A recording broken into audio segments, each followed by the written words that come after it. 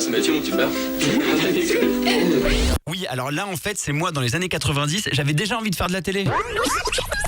Le chocolat ne manque pas d'audace. Depuis 20 ans, il tient même son salon à Paris. Et côté coulisses, eh bien Mathieu, vous n'avez pas laissé votre part aux autres. Non, j'ai tout mangé. Oui. Voilà, j'ai passé quelques jours au salon du chocolat, j'ai tout mangé.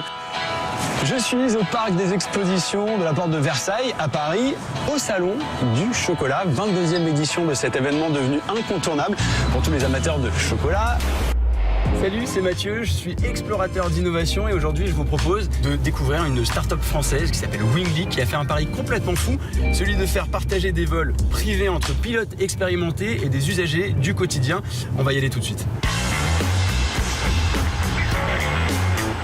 Voilà, je suis allé dans une boutique bio la semaine dernière et j'ai trouvé des knackis vegan. Donc en fait, c'est végétal, il n'y a pas de viande à l'intérieur. Ah, génial. C'est du tofu très hein, bons, avec plein de légumes et tout ça. Et finalement, c'est un petit peu fumé si tu veux goûter, voilà. Et ça se mange froid, ça se mange chaud. Donc je me dis, tiens, je vais couper plein de petits morceaux. Salut Mathieu. Ça va bien, Ulrich? Ça va bien? Bah oui, ça va très très bien. Grâce à toi, je peux prendre cet avion, faire un vol comme un taxi ou comme du covoiturage, c'est ça? C'est vraiment de la mise en relation entre un pilote privé qui a prévu de faire un vol et un passager qui a envie de découvrir l'aviation légère. Salut Mathieu. Alors, Greg, Tom, c'est ça? Exactement. Est-ce que vous pouvez m'expliquer où est-ce qu'on est exactement là? Alors ici, tu es dans l'antichambre de la gloire, à l'usine IO, qui est un atelier de prototypage et une plateforme d'innovation. Bonjour à tous et bienvenue dans Et si on vivait bio sur BTLV. Alors aujourd'hui, j'ai décidé de vous faire découvrir Siga, une boutique sans argent. Et alors pour nous en parler, Déborah Fish-Kendall, la directrice de l'association. Bonjour Déborah. Bonjour. Bonjour Jean. Bonjour Mathieu. Alors là, on est en face du château de Chambéry, certainement le château le plus important de la famille de Savoie. Eh bien, à Chambéry, les comtes et ducs de Savoie avaient installé leur capitale, la capitale d'un État indépendant. Quand t'achètes une boîte de gâteaux, dans la rue, tu peux la manger détente, hein, t'es là, ouais, je mange des gâteaux.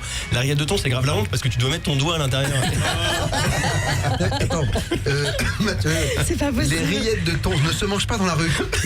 Mais ça t'est déjà arrivé de manger ça dans la rue? Au moins une fois par semaine. Faut être souple en fait pour faire de l'avion, ça met pas. Ça dépend des avions, ça dépend des modèles. Voilà. Donc là, on va voler en mode décapotable ou on ferme? Non, on va fermer la verrière et elle restera fermée pour tout le vol. Alors j'ai quand même une question à poser à monsieur. Mais comment est-ce qu'on dit chocolat en japonais? Comment on dit chocolat en japonais? Chocolat. Chocolat. Oh, c'est. Bon. Choco. Merci de m'accueillir dans cette galerie impressionnante. Oui, c'est l'armurerie royale qui fait partie de la résidence de Savoie. Et alors, dans cette même galerie, il suffit juste de lever un petit peu les yeux, de lever la tête et on voit des choses absolument incroyables. Ah oui, bien sûr. J'ai envie de faire un test. Go. C'est parti. J'ai envie d'y aller. Vas-y, tu l'enfourches comme une bécane. D'accord. Comme une moto, ça a été pensé comme une moto. Magnifique. Je fais ça bien. Bah go, c'est parti, on va se lancer. Je suis encore dans les airs là. Mille merci. C'est bien, c'est un plaisir pour moi de partager ma passion. À bientôt. Mathieu, à bientôt. Salut. Ciao.